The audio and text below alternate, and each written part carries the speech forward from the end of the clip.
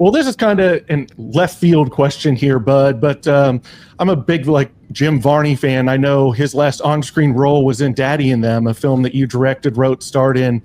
I know he also kind of shared an affinity for music. He sang a couple songs in Ernest Goes to Camp and Beverly Hillbillies. So I want to talk about your experience with him, you kind of working around his schedule to receive treatment and between filming, and just the whole experience with him, and if you guys shared anything about music as you were trying to kind of start your solo career then.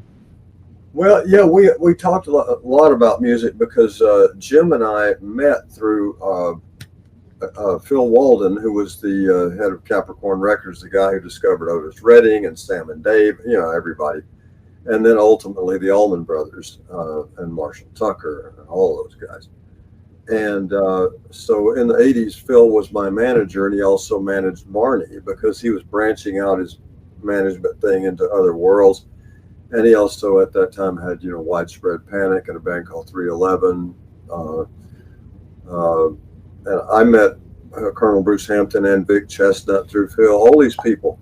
But Jim was the first one that I really met through Phil that, stuck, who was a friend of mine forever until he passed. He was one of the most intelligent guys I ever knew.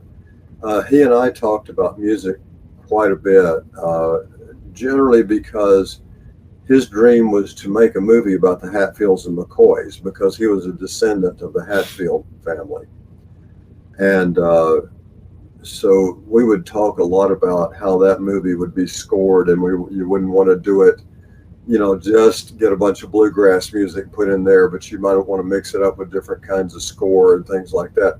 So we mainly talked about music in that regard.